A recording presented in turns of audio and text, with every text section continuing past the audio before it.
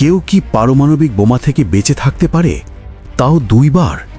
হ্যাঁ, এক ব্যক্তি যিনি ইতিহাসে একমাত্র মানুষ যিনি 2 বার পারমাণবিক বিস্ফোরণ প্রত্যক্ষ করে বেঁচে গিয়েছেন। তার নাম त्सुतोमু।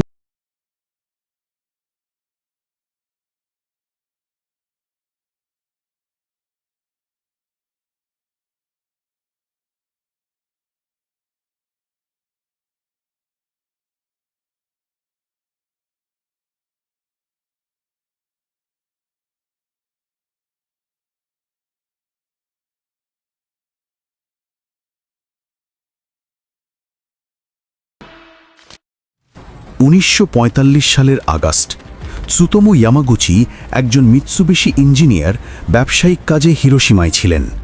6 আগস্ট সকাল 8:15 আকাশ হঠাৎ অন্ধকারে ঢেকে যায়। লিটল বয় একটি পারমাণবিক বোমা ছড়িয়ে দেয় মৃত্যু এবং ধ্বংস। শহর জ্বলে ওঠে, মানুষরা চিৎকার করছে, ধুলো আর আগুনে আকাশ ঢাকা। ইয়ামাগুচি একটি অফিস বিল্ডিংয়ে ছিলেন। বিস্ফোরণের ধাক্কায় তিনি ঝাঁপ দেন, কানের আঘাত এবং দেহের পোড়া সত্ত্বেও অদ্ভুতভাবে বেঁচে যান। ধ্বংসস্তূপের মধ্যে দিয়ে হেঁটে বেরিয়ে আসেন।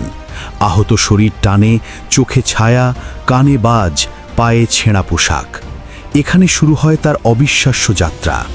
হিরোশিমা থেকে আহত অবস্থায় ইয়ামাগুচি নিজের শহর নাগাসাকিতে ফিরে যান।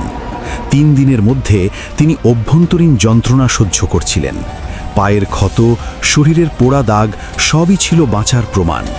তার মস্তিষ্ক জানত না নাগাসাকি মাত্র 3 দিন দূরে ইতিহাসের দ্বিতীয় ভয়ঙ্কর বিস্ফোরণ অপেক্ষা করছে। 9 আগস্ট 1945 সকাল 11:02 ফ্যাটম্যান নামের দ্বিতীয় পারমাণবিক বোমা নেমে আসে নাগাসাকির আকাশে। ইয়ামাগুচি অফিসে বসেছিলেন। আকস্মিক বিস্ফোরণ, আগুন, ধ্বংস, ধুলো, চিৎকার সবই পুনরায়। তার শরীর গুরুতর আহত হয়, কিন্তু অদ্ভুতভাবে আবারও বেঁচে যান। চিকিৎসা এবং তার অদম্য ইচ্ছাশক্তি তাকে বাঁচায়। তার জীবনের এক একটা মুহূর্ত যেন মৃত্যুর সঙ্গে লড়াই। যুদ্ধের পর ইয়ামাগুচি স্বাভাবিক জীবনে ফিরে যান। পরিবার, কাজ, জীবনের দৈনন্দিন চাকা। তবে পারমাণবিক বিকিরণের প্রভাব তার শরীর ও স্বাস্থ্যকে চিরকাল স্পর্শ করে। তিনি বারবার ডাক্তারদের কাছে যান, কিন্তু প্রতিটি দিনই তাকে স্মরণ করিয়ে দেয় তিনি 2 বার মৃত্যুর মুখ থেকে বেঁচে গেছেন। তিনি জাপান সরকার দ্বারা 2 বার হিবাকুশা হিসেবে স্বীকৃত হন। তার গল্প শুধুই প্রতি ব্যক্তি নয়, এটি সতর্কবার্তা পারমাণবিক অস্ত্র কতটা ভয়ঙ্কর। একজন মানুষ 2 বার পারমাণবিক বিস্ফোরণ, এটা গল্প নয়, এটি ইতিহাস। তার নাম त्सुतोमु ইয়ামাগুচি।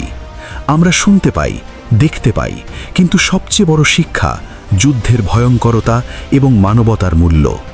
এমন সত্য ঘটনা জানতে এবং আরও শিখতে ফলো করুন এবং সত্য ইতিহাসের কাহিনী দেখুন।